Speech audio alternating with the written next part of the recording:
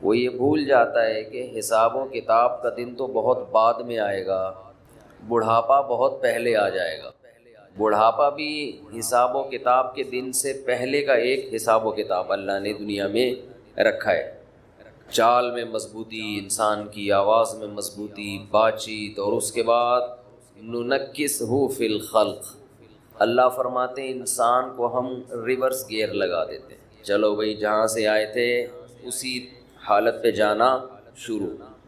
قرآن میں اسی کو دوسری جگہ یوں فرمایا، اولم نعمرکم ما تذکر فیہ من تذکر ما یتذکر فیہ من تذکر وجاءکم النذیر۔ قیامت کے دن اللہ تعالیٰ کہیں گے کہ کیا میں نے تمہیں اتنی عمر نہیں دی تھی کہ اگر کوئی نصیحت حاصل کرنا چاہتا تو حاصل کر لیتا، اتنا ٹائم ملا تھا اس کو۔ وَجَاءَكُمُ النَّذِيرُ، اور تمہارے پاس ڈرانے والا بھی آیا۔ یعنی ایک تو اللہ نے عمر اتنی دی ہے کہ اس میں بھی انسان عقل سے کام لے تو اسے عبرت حاصل ہو جائے، دوسرا اس کے علاوہ بھی اللہ ڈرانے والے بھیجتے رہے۔ مفسرین لکھتے ہیں کہ یہ ڈرانے والا کون ہے، تو علماء لکھتے ہیں کہ یہ ایک نہیں ہے، یہ ہر دور میں ڈرانے والے آتے رہیں، اس میں پیغمبر بھی داخل ہیں، اس میں علماء بھی داخل ہیں، اس میں بے جان چیزیں بھی داخل ہیں۔ جو حادثات ہم صبح و شام اپنی آنکھوں سے دیکھ رہے ہیں، یہ حادثے بھی ہمیں ڈراتے ہیں، تیرے ساتھ بھی ایسا ہو سکتا ہے۔ پہلے زمانے میں کوئی حادثہ ہوتا تھا، کوئی ایکسیڈنٹ ہوتا تھا تو انسان کے جسم کے جو آرگن ہیں وہ ڈیمیج ہو جاتے تھے، آج بیٹھے بیٹھے ڈیمیج ہو رہے ہیں۔ پہلے اطلاع آتی تھی کہ فلاں بہت صحت مند ہے، کوئی بیماری نہیں ہے، لیکن پہاڑ سے کوئی پتھر ہوا لڑکا، وہ اس پہ لگ گیا، چلتے چلتے کوئی ٹکرا گیا، کوئی قتل کر دیا کسی نے، یہ ہو گیا وہ ہو گیا۔ لیکن جیسے جیسے دنیا ترقی کر رہی ہے، دنیا کی بے ثباتی میں، دنیا کی غیر یقینی ہونے کی کیفیت میں کمی کے بجائے اضافہ ہو رہا ہے۔ ترقی کا تقاضا یہ تھا کہ موت کا امکان بڑھنے کے بجائے کم ہو جاتا، لیکن جتنی ترقی ہو رہی ہے چند بیماریاں تو ختم ہو گئیں، لیکن اس کی جگہ دوسری ایسی بیماریوں نے جنم لیا کہ وہ موت کا امکان کم ہونے کے بجائے بڑھ گیا ہے۔ اب ایکسیڈنٹ ہونے کے لیے گاڑی کا ٹکر مارنا ضروری، بولے بھائی، بیٹھے بیٹھے بندے کے گردے فیل، اطلاع آتی ہے بھی ٹھیک ٹھاک بندہ ہے جی، گردے جواب دے گئے۔ بیٹھے بیٹھے اطلاع آتی ہے جی ہارٹ نے کام کرنا چھوڑ دیا۔ کیوں چھوڑ دیا بھائی؟ بہت سی بیماریوں میں تو ڈاکٹر کو بھی ریزن پتہ نہیں ہوتی، یہ کیا ہو گیا اس کو بیٹھے بیٹھے، تو گردے خراب، جگر خراب، ہارٹ اٹیک، ایسی ایسی بیماریاں۔ ہمارے ایک جوان دوست فٹ فاٹ، صبح اٹھے ہیں تو آدھے پیرالائز، آدھے دھڑ کام کرنا چھوڑ دیا۔ یہ اللہ کی طرف سے سگنل ہوتا ہے کہ ابھی آدھا خراب ہوا ہے، تھوڑے دنوں میں پورا خراب ہو جائے گا۔ جیسے اس آدھے دھڑ کے خراب ہونے کی آپ کو امید نہیں تھی، آپ خوش فہمی میں تھے کہ میں پورا ہی صحیح رہوں گا، جیسے ابھی پورا صحیح ہوں تو ہمیشہ پورا صحیح۔ اللہ آدھے پہ فالج گرا کے بتاتے ہیں کہ آدھی موت میں نے تجھے دے دی، ایسے ہی باقی بھی مر جائے گا کسی دن۔ لیکن جس کی پوری باڈی ٹھیک ہے وہ بھی موت کے لیے تیار نہیں، جس کی آدھی خراب ہو گئی آدھی ٹھیک ہے وہ بھی کھوپڑی میں موت کا تصور بٹھانے کے لیے تیار، ہر کام کے لیے ایگری ہے، معذرت کے ساتھ وہ کمبخت مرنے کے لیے تیار نہیں ہے۔ کمبخت کا لفظ تو ہلکی گالی ہے، کھوپڑی میں یہ بٹھانے کے لیے تیار ہی نہیں ہے کہ میں مر بھی سکتا ہوں۔ بڑھاپا ہے آگے، رسول اللہ صلی اللہ علیہ وسلم نے فرمایا جوانی کو غنیمت سمجھو، کس سے پہلے؟ بڑھاپے۔ یہ میں حدیث کا پہلے ترجمہ کر دیتا ہوں تاکہ پوری حدیث ایک دفعہ سامنے آ جائے۔ صحتک قبل سقمک، بیماری سے پہلے غنیمت سمجھو صحت کو۔ آپ آج صحت مند ہیں، کل صحت مند بولیں نہیں ہوں گے. یہ جو فٹ فاٹ گھوم رہے ہیں ہمیشہ تھوڑی فٹ فاٹ رہیں گے آپ. کس خوش فہمی میں مبتلا ہو گئے بھائی. جو ڈاکٹر لوگوں کو صحت دیتا ہے وہ خود کل بیمار پڑا ہوگا بستر پہ. صحتک قبل سقمک فراغک قبل شغلک. فرمایا آج کی فراغت کو مشغولیت سے پہلے غنیمت سمجھو. آج آپ کے لیے عبادت کا ٹائم ہے. آج آپ کے پاس اللہ کے بارے میں سوچنے کا ٹائم ہے. آج آپ کے پاس خیر کے کاموں کا ٹائم ہے. کل ایسی مصروفیت آ سکتی ہے کہ ہو سکتا ہے سر کھجانے کی فرصت آپ کے پاس نہ ہو. کوئی ایسی ٹینشن آ سکتی ہے کہ اسی میں مشغول ہو جاؤ. ابھی تو پب جی کھیلتے رہو بیٹھ کے فارغ ہو. کوئی بیماری مسلط ہو سکتی ہے. مشغولیت کا مطلب یہ نہیں کوئی ایسی جاب لگ جائے جس میں آپ 24 گھنٹے مشغول ہو, یہ بھی ممکن ہے. مشغولیت کا مطلب کوئی ایسی فکر, کوئی ایسی ٹینشن جو آپ کو تمام چیزوں سے غافل کر دے اور ایک ہی چیز کے پیچھے آپ لگے رہو. اس میں آپ کو کسی دوسری چیز کے بارے میں سوچنے کا موقع, جیسے کوئی بھوکے سے پوچھے کہ 2 اور 2 کتنے, تو وہ جواب میں کہتا ہے 4 روٹیاں. بھوک ایسی ٹینشن ہے کہ آدمی کو ہر چیز سے غافل, صرف وہ روٹی کے بارے میں سوچے گا. تبھی میں رمضان میں عصر کے بعد بیان بولو نہیں کرتا. مجھے پتہ ہے اس وقت ان کا دماغ خالی نہیں ہے, ان کے دماغ میں پکوڑے اور سموسے گھسے ہوئے. ان کو سمجھائیں گے سمجھ میں نہیں آئے گا. نبی صلی اللہ علیہ وسلم نے فرمایا پچھلی امتوں میں ایک پیغمبر نے جہاد کا حکم دیا اپنے ماتحت لوگوں کو. لڑائی اتنی سخت تھی, اتنی سخت, مسلمان کمزور تھے, دشمن بہت طاقتور. تو ان پیغمبر نے حکم دیا کہ جس شخص کی نئی شادی ہوئی ہے اس کو ہمارے ساتھ جانے کی اجازت. عقیدے کی صفائی کے بعد ہے اعمال کی صفائی. عمل صاف کرو. خوراک کی صفائی. خوراک کیا ہونی چاہیے؟ پاک ہونی چاہیے آپ کی.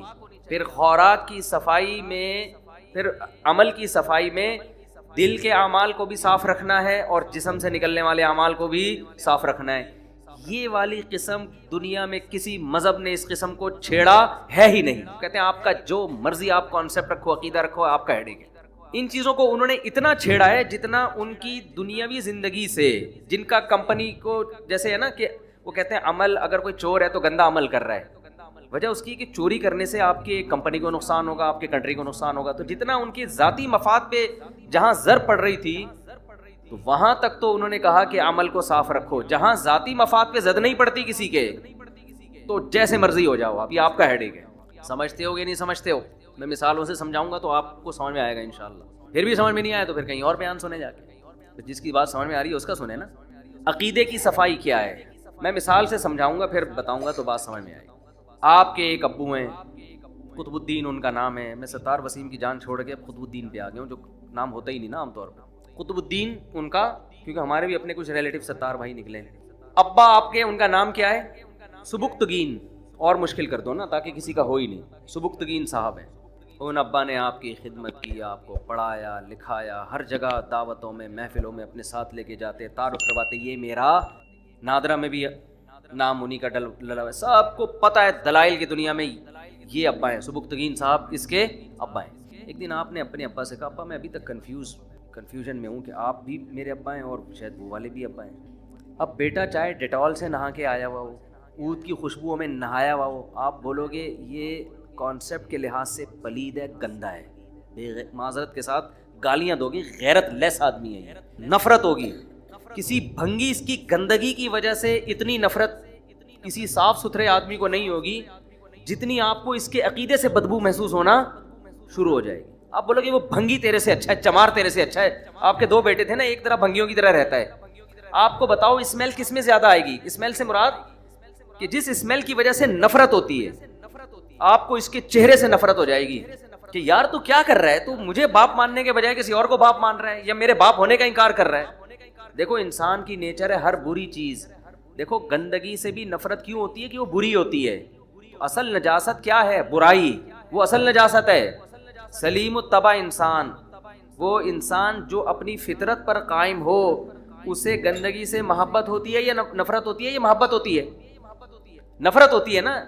ہاں جو نیچر پہ قائم ہی نہ ہو اسے گندگی سے محبت شروع ہو جاتی. بھنگی کو گندگی سے محبت نہیں ہوتی، نیچر سے ہٹ چکا ہوتا ہے وہ. سمجھ میں آ رہی بات کہ نہیں آ رہی؟ لیکن ایک نارمل آدمی کو ہمیشہ گندگی اور اسمیل بدبو سے کیا ہوگی؟ نفرت.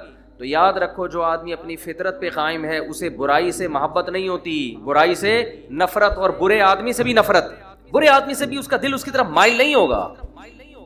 جب پتا چلے گا نا یہ آدمی ایسا ہے، چور ہے، تو ایک انسان کی طبیعت اس کی طرف سے کھنچتی ہے. دیکھو جب ہم کسی کی تعریفیں سنتے ہیں، یار یہ ایماندار آدمی ہے، یہ کبھی جھوٹ نہیں بولتا، ایک دم جذبات آتے ہیں نا اس کی طرف، طبیعت مائل ہوتی ہے کہ میں بھی جا کے حضرت جی سے کہ ہاتھ چوموں، حضرت جی سے گلے ملوں، اتنے اچھے ہیں. یہ انسان کی نیچر ہے، چاہے گورا ہو، کافر ہو، مسلم ہو، سب کی نیچر ہے یہ. تو اصل میں انسان کی نیچر یہ ہے کہ اسے گندگی سے نفرت ہوتی ہے. برائی سے نفرت ہونا اس کی علامت ہے کہ برائی بھی کیا ہے؟ ایک گندگی ہے، میل ہے، مانوی لحاظ سے میل ہے. یہ نظر نہیں آتا، محسوس ہوتا ہے. تو شرک سب سے بڑی گندگی اور نجاست ہے جس سے اسلام نے ہمیں بچنے کا.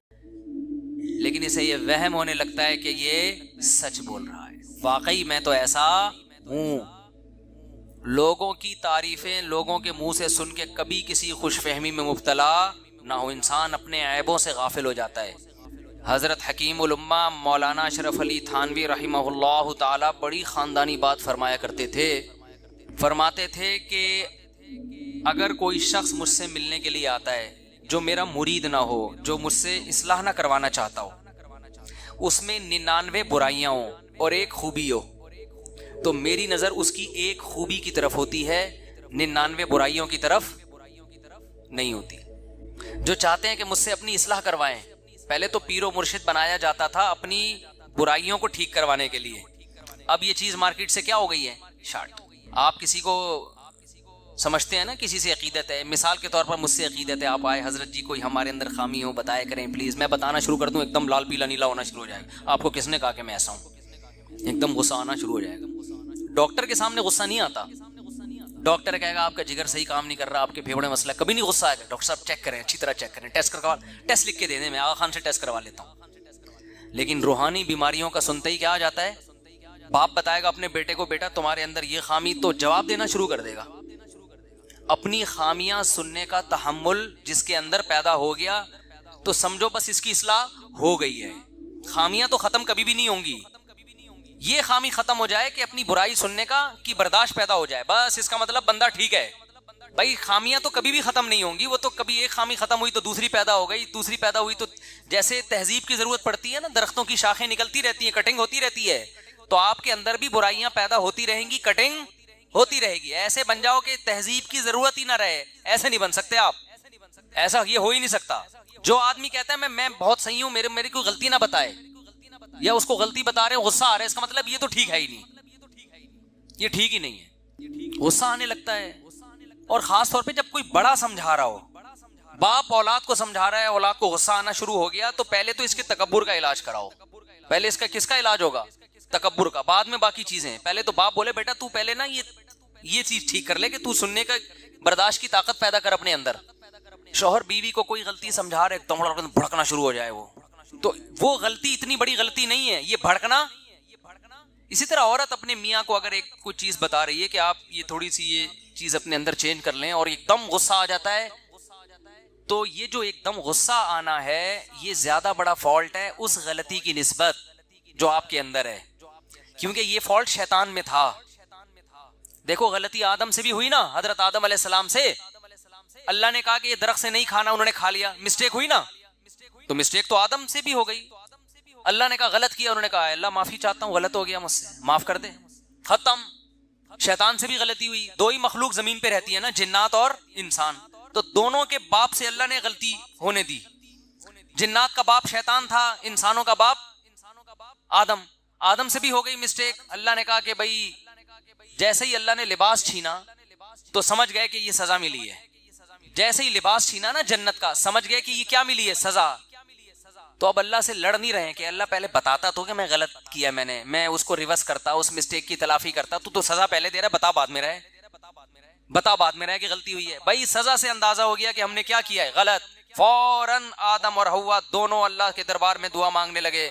ربنا ظلمنا انفسنا، اپنی جان پر ہم نے ظلم کر لیا، تو نے اگر ہمیں معاف نہ کیا ہم تباہ ہو برباد ہو جائیں گے. ادھر شیطان سے غلطی ہوئی، اللہ نے کہا نکل جا میرے دربار سے. شیطان کو سزا ملی، اس کو غلطی کا احساس نہیں ہوا، وہ غصہ آ گیا بھائی اس کو. خلقتنی من نار وخلقتہ من طین، دلائل دینا شروع کر رہا ہے خدا کے سامنے. تو بڑوں کے سامنے زیادہ دلائل نہ دیا کریں. باپ ڈانٹ رہا ہے سن لو بھائی، ماں ڈانٹ رہی ہے نہیں، زیادہ نہیں بحث کریں. استاذ اگر کوئی بات سمجھا رہا ہے آپ کے اپنے شاگرد کو، بحث نہیں کرو، سن لو آرام سے تمیز سے. اچھا سر آئندہ خیال کریں گے. آج ڈیبیٹ جو ہے نا، ڈیبیٹ بحث مباحثہ، اس کو کانفیڈنس کی علامت سمجھا جاتا ہے کہ بڑا کانفیڈنٹ ہے یہ آدمی. تو غلطی کو